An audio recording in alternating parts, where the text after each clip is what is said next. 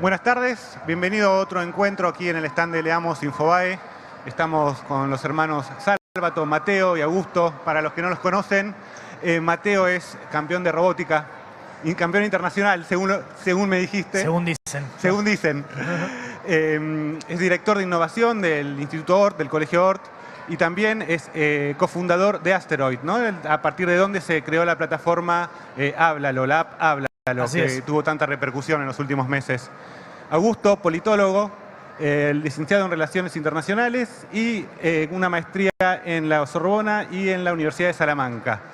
Especialistas en innovación, que es un poco el tema que hoy nos reúne, y ambos son autores, para los que no conocen, de La Batalla del Futuro, un libro que es una especie de caja de herramientas, si queremos, sobre un tema que hoy es muy importante y que está presente en el debate, pero al mismo tiempo no tan presente quizás como debería estarlo. ¿Están un poco de acuerdo con esa apreciación ustedes? Sí, de alguna manera lo que nosotros veíamos o nos preocupaba quizás tenía que ver con que veíamos una gran posibilidad, una gran oportunidad para la Argentina, un montón de cosas que estaban pasando muy interesantes, que se estaban generando en el ecosistema de la innovación, de la industria tecnológica, de la economía del conocimiento, y al mismo tiempo un foco de la sociedad que estaba puesto totalmente en otro lado, ¿no? Entonces, el libro de alguna manera lo que viene a hacer es una especie de aporte, de granito de arena para correr la mirada en esa dirección. Y tiene también algunas nociones, o busca desmitificar algunas cuestiones sobre la tecnología. Por ejemplo, algunas cosas como los robots nos van a dejar sin trabajo, o como la idea de que la tecnología es solo algo para unos pocos, muy específico, y para unos pocos iluminados. Entonces tratamos de quitar un poco esos mitos, esas barreras que a veces están para la aproximación del tema, y acercarnos a la temática de una forma amena, amigable, digamos. Hay algún que otro meme adentro del libro también, o sea, tratamos de darle una mirada un poco más relajada, sin resignar, digamos, datos duros, información y demás. Hay una cuestión con respecto a la tecnología, digamos, que avanza tan rápido que muchas veces surgen términos que uno tiene, ¿no?, que ir como adaptándose todo el tiempo a el término. Uno es el de la economía del conocimiento. Para explicarlo, para los que no conocen qué significa la economía del conocimiento, ¿cómo lo dirían ustedes? Bueno, la verdad que es un término relativamente amplio, digamos. Aparte, viste, son estos conceptos que en el mundo de hoy constantemente tratamos de englobar cosas que son muy grandes en conceptos muy pequeños, viste, como poner ciertas palabras o conceptos de moda. El tema de la economía del conocimiento lo que trata de englobar es todo este tipo de nuevas economías o industrias o rediseños de industrias que tienen diversas características, ¿no? Entre ellas, en general, la industria de la tecnología, la exponencialidad, el alto valor agregado, digamos. Aparte, en general, los salarios bastante altos, entre otras cosas, pero en general asociamos la economía del conocimiento con la industria de la tecnología, la biotecnología, la industria aeroespacial, digamos, todo lo que aplica, valga la redundancia, el conocimiento de forma bien directa para dar valor agregado en una industria ya existente o crear una industria nueva, básicamente. O sea, el concepto viene por ahí, y en línea con lo que dice Augusto, en general los argentinos, los latinoamericanos, pero los argentinos tendemos a creer mucho que nosotros no tenemos un lugar en ese mundo, y en realidad tenemos un lugar enorme ya establecido con las condiciones complejas que tenemos. Entonces, medio el postulado nuestro es, che, ¿qué pasaría si no tuviéramos esas condiciones tan complejas, o si decidiéramos apostar más por ese sector de la economía, que hoy, corregime vos si digo mal, pero entiendo que es el tercer sector exportador de la Argentina, entre el tercero y el cuarto, una cosa así, con la poca priorización, no solo a nivel político, sino a nivel sociocultural que se le da al ámbito. Entonces imagínate lo que podríamos construir si hoy es el tercero sin hacer prácticamente mucho esfuerzo para eso. Imagínate si le metiéramos para ahí como estrategia largoplacista. Bueno, pero que sea el tercero significa que hay un montón de personas que están interesadas en el tema, más allá de que el tema no esté, digamos, en la agenda constantemente, ¿no? Justamente eso habla un poco de nuestra idiosincrasia, de la creatividad, del trabajo en equipo, etcétera.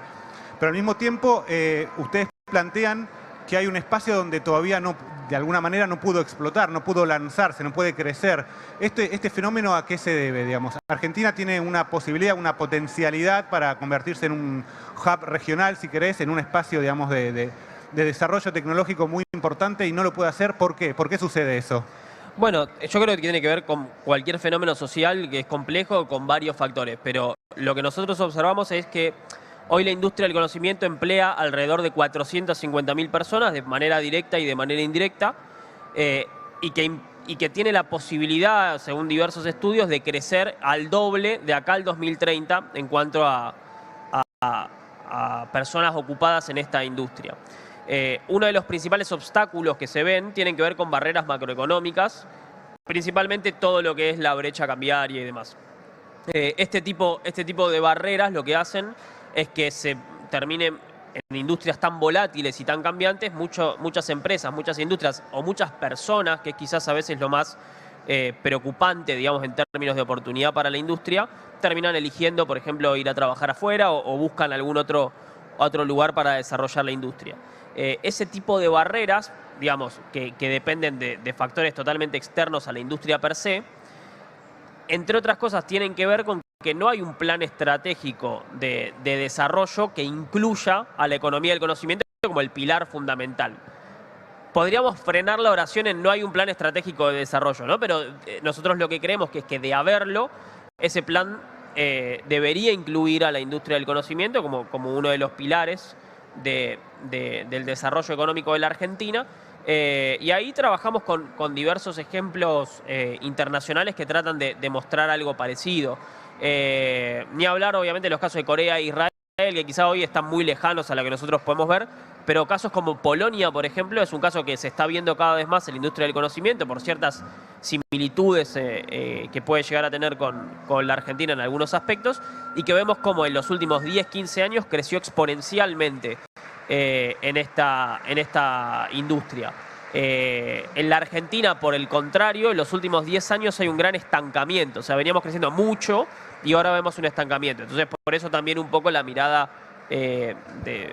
casi desesperada por decir, che, miremos acá que hay gran posibilidad de crear empleo, y empleo genuino, bueno y de buena calidad. No, y te puedo agregar que a mí no quiero ser repetitivo, pero me gusta hacer énfasis en que hoy, a pesar de todo esto, de haberlo postergado tanto, Argentina es el país con más empresas unicornio per cápita de Latinoamérica. Digamos, según Coursera, que es la universidad digital más grande del mundo, Argentina tiene el mejor recurso humano en programación 2 años seguidos. No de Latinoamérica, del mundo. O sea, claramente algo hay. Digamos, No, sí. De hecho, Buenos Aires fue elegida varias veces como la capital del emprendedorismo de Latinoamérica. Digamos, o sea, tenés un montón, aparte de la mejor ciudad para vivir en Latinoamérica también varias veces. Entonces digo, hay un montón de variables que te dicen, che, tenemos más empresas unicornio que España, que Francia, digamos, que son países del primer mundo. Digamos, y sí, con todos estos quilombos, estas complejidades asociadas. Entonces, de vuelta, hoy Argentina ya es un hub de economía del conocimiento. Entonces, imagínate lo que podría hacer a nivel regional. Imagínate lo que podría hacer a nivel mundial si le pusiéramos un poco de ficha, como dicen. Y retomando un poco lo que comentabas, Augusto, ¿qué hizo Polonia que no hicimos nosotros para que ellos tengan este crecimiento y nosotros este estancamiento? Mira, capaz nos ponemos un poco más técnicos, pero el punto central es la inversión, y principalmente la inversión privada en esta industria, o sea, en investigación y desarrollo, y por otro lado una mirada, un enfoque puesto principalmente en la exportación de servicios. Es decir, no solamente generar servicios para el consumo interno, que ese tipo de servicios, bueno, ya sea software, todo el tipo de servicios audiovisuales, todo tipo de servicios de consultoría, o sea, todo eso está dentro de la economía del conocimiento. Polonia tiene una mirada muy puesta en la exportación de esos servicios hacia Europa. Argentina, digamos, de alguna forma, no quiero que se malinterprete, pero en cuanto al esquema de incentivos, castiga la exportación de servicios. O sea, las empresas tienen menos incentivos para exportar hoy que para trabajar en el mercado interno. Bueno, justo hoy se da un desequilibrio que tiene que ver con la brecha cambiaria, entonces, bueno. Pero si una empresa argentina, por ejemplo, exporta servicios afuera, recibe el pago en pesos cambiados al oficial, digamos, y eso le genera obviamente un montón de perjuicios y tiene costos en dólares, por ejemplo, pagar servidores, etcétera, etcétera. La mayoría de las empresas de tecnología. Digamos. O sea, hoy las condiciones te lo hacen muy difícil, border imposible, exportar servicios al exterior de valor agregado. Es muy complejo.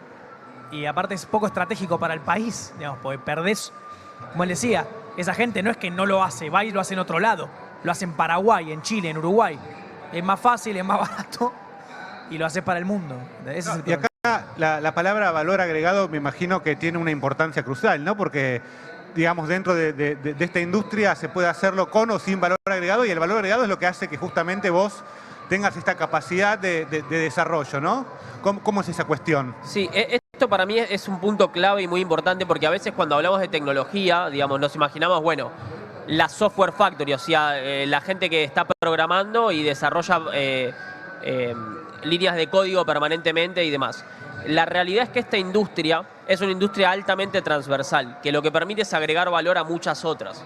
Vayamos, por ejemplo, a la industria de la salud, ¿no? O sea, o el rubro de la salud en general. Nosotros nos toca muy de cerca un caso porque es, además de un gran colega, un amigo, digamos, Freddy Vivas, que fundó la empresa Rocking Data aquí en la Argentina, desarrolló junto a un sanatorio muy importante de la ciudad de Buenos Aires un algoritmo que lo que permitía era predecir la demanda de casos de COVID, o sea, cuántas personas iban a llegar con COVID dentro de 15 días al hospital, con una precisión de, en algunos casos, entre el 90 y pico y el 100%. Es decir, te decía, van a llegar 30 personas, llegaban 30 personas, pero te lo decía 15 días antes. La ciencia de datos, la inteligencia artificial que permite hacer eso, se puede aplicar tanto al rubro de la salud como al mundo de la educación, como a la industria del retail o cualquier otra industria. Entonces, la clave de la tecnología es que permite agregar valor a toda una serie de industrias, y por eso nosotros tratamos de llevarlo al punto más general posible. Es decir, es importante que cada una de las personas que está del otro lado o que quizá ve la tecnología como algo ajeno y lejano, de alguna manera empiece a ver la tecnología como una aliada en cualquiera sea su profesión, cualquiera sea lo que haga, porque cada vez está más presente en el día a día de todos nosotros. El streaming de Infobae lo demuestra de esa forma, digamos, la industria de la comunicación, ni hablar. Y nombraste dos palabras que me parecen fundamentales. Una es educación y otra aliada, ¿no? Digamos, generalmente cuando se habla de las cuestiones educativas y la tecnología, de la brecha tecnológica, en todo caso, se habla desde un punto de vista hasta material, ¿no? Estamos hablando del objeto, pero, digamos, en el medio falta algo, que es justamente el conocimiento para poder aplicar ese material y convertirlo en una herramienta mucho más potencial y que potencie justamente a los chicos a futuro para justamente poder ingresar. ¿Esta es una de las grandes fallas que tenemos, creen ustedes? Y mira,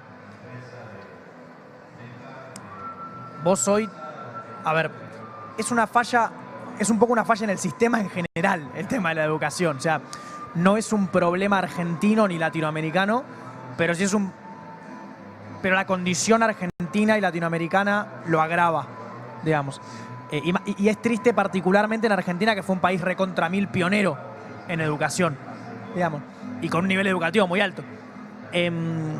Mirá, creo que la mejor forma de resumirlo es que vos hoy vas a tener pibes que viven en el siglo XXI, potencialmente laburen en el siglo XXI o siglo XXII, educándolos con herramientas del siglo XIX para buscar laburo en el siglo XX. Y se dice fácil, pero es un peligro eso. O sea, estás educando pibes para que busquen trabajo como si buscaran trabajo con la Unión Soviética existiendo. ¿Me explico? Digo, y no existe más la Unión Soviética, y no estamos en 1970, estamos en 2020 y pico, y estos pibes que hoy están empezando la primaria van a ser la fuerza laboral del país hasta el 2080. O sea, la NASA quiere poner gente en Marte en 2030, 2040. Imagínate lo que vamos a estar haciendo en 2080. No tenemos ni idea, no podemos predecir ni a 5 años, imagínate a 2080. Entonces, la educación es el principal de los problemas. Digo, y es triste porque en Argentina, en Latinoamérica, pero en Argentina puntualmente se transforman en cliché estas cosas, ¿viste? Como en, sí, bueno, sí, todo el mundo dice que la educación es un problema, flaco. Ya está, ya entendimos. Claro, pero es un problema posta. No es un problema, es el problema. Es el verdadero problema. Pero lo peor de nuestro problema es que tenemos una infraestructura recontra distribuida que después podemos discutir que hay que mejorarla, sí, hay que mejorarla, pero hay una infraestructura, hay bases sentadas, hay educación pública que generó 5 premios Nobel, o sea, algo más o menos bien vinimos haciendo, pero se vio totalmente hipotecado en el último tiempo, ¿no? Con lo cual, claramente uno de los principales desafíos que tenemos es empezar empezar a dejar de poner a la educación como algo que se va a ocupar alguien eventualmente y entender que si no te ocupás hoy, estás literalmente hipotecando el futuro de todo un país. Es un peligro grande y más que nada en un contexto como este, donde no solamente no sabes cómo va a ser el mundo, sino que no sabes cómo preparar a un montón de pibes y pibas para ese mundo, porque no sabés de qué van a trabajar. No tenés idea. Entonces tenés que rediseñar rápidamente y bueno, la respuesta en general es, bueno, no, pero estos cambios tardan mucho. Tardaban mucho en el siglo XX. En el siglo XXI se pueden hacer las cosas más rápido. Y nosotros lo postulamos en el libro, pero una de las principales batallas, desafíos, es justamente ese. Es el rediseño de la educación como concepto, pero que es un desafío mucho más grande, titánico, pero detrás está empezar a reformar la currícula de formas más concretas, sencillas, empezar capacitaciones docentes mucho más fuertes, ¿viste? Empezar a apostar por eso.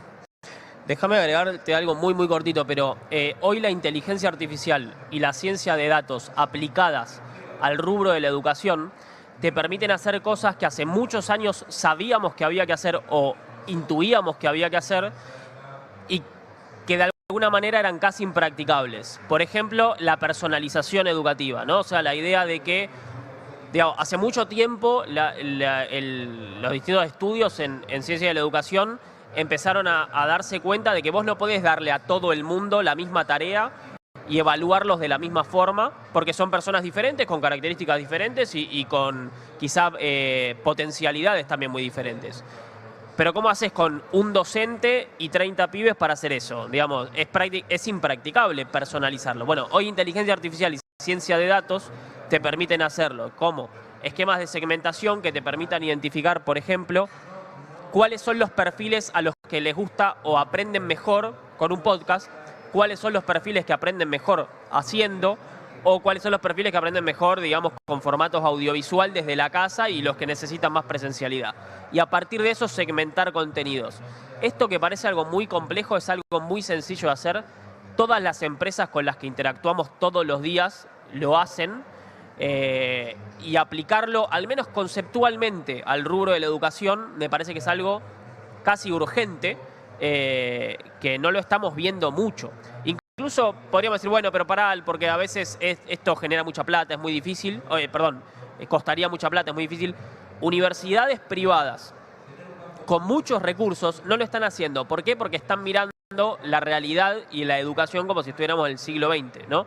Y hay mucho potencial ahí para trabajar. Ciencia de datos, personalización de la educación, todo lo que tiene que ver con gamification, o sea, aplicada a la educación, o sea, aplicar las herramientas de los juegos al sistema educativo.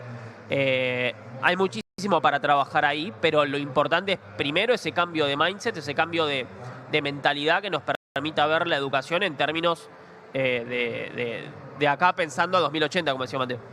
Pero este es un problema, digamos, más allá de que comentabas que Argentina tiene sus propias características, ¿no? Siempre. ¿Es un problema nacional, regional o también es mundial? Porque uno a veces piensa también, por ejemplo, cuando se habla de las pruebas PISA, ¿no?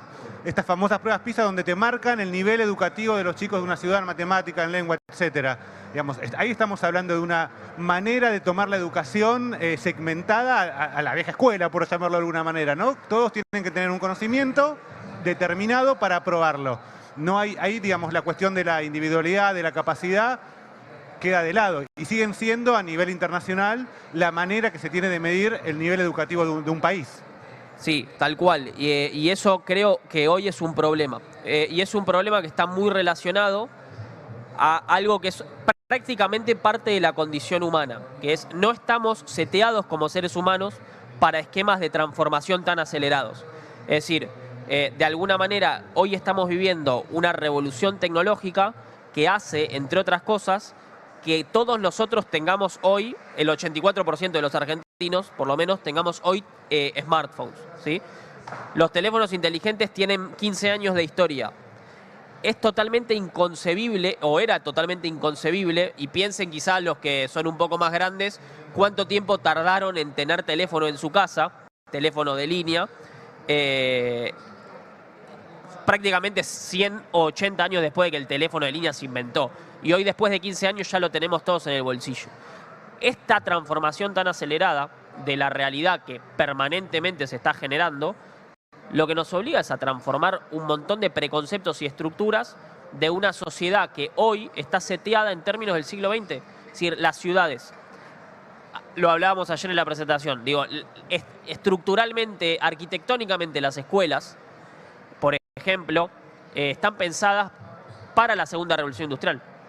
Y las pruebas PISA probablemente están pensadas para evaluar personas en la segunda revolución industrial. Sería muy soberbio decir que nosotros tenemos la solución a cómo debería evaluarse. O sea, sería extremadamente, como te decía, soberbio. Lo que me parece valioso que hagamos es plantearnos la pregunta: che, ¿esta es la mejor forma de evaluar el desempeño de una persona cuyas principales habilidades tienen que ser creatividad, innovación y pensamiento crítico para trabajar en el futuro? No lo sé, yo por lo menos me permito plantearme la duda. En el libro La batalla del futuro, ustedes son de alguna manera optimistas, ¿no? O sea, creen que en Argentina es posible levantarse y que justamente la economía del conocimiento, la innovación, sean una parte importante. ¿Todavía lo siguen considerando a pesar de que hace poco está en la calle el libro? Obvio. No, eso ninguna duda, somos unos convencidos. Desde mucho antes de que esté el libro y vamos a seguirlo siendo. Básicamente porque cuando vos te interiorizás en el mundo de la tecnología, de la innovación, de lo que genera todo esto, y muchas otras cosas también, pero digo, y la potencialidad que mismo, hay una parte que me parece que nos comimos antes, que es que muchas veces se concibe a la tecnología o a la economía del conocimiento como una industria. Y eso ya no es así. Es una variable multiplicadora para todas las industrias. ¿Ves? Hoy, si vos aplicás la tecnología de una cierta manera, el agro es economía del conocimiento. Digo, si le aplicás tecnología, valor agregado, agtech, como se llama, tecnología agrícola, análisis de datos, drones para fumigación, qué yo, etcétera, puedo estar hasta mañana. Digo, hay de todo. Cualquier industria que se te ocurra puede ser parte de la economía del conocimiento. Entonces, en ese sentido, fuera de todas las otras potencialidades no relacionadas a la tecnología que Argentina tiene, que podríamos estar horas hablando, pero fuera de eso, cuando vos te interiorizás en todo lo que hay, todo lo que puede haber, no te hace sentido la frase Argentina es inviable, ¿entendés? Vos decís, que no esté funcionando correctamente es otra cosa y ya estamos todos de acuerdo. Digamos. Que no funciona del todo bien, no lo vamos a negar, tipo, no nos vamos a negar la realidad. Pero es, digamos, es literalmente falso que un país con todas las herramientas que Argentina tiene, con la resiliencia, con la capacidad de creatividad, con la historia que tiene, con las capacidades instaladas, con los logros que ya tiene, sea inviable.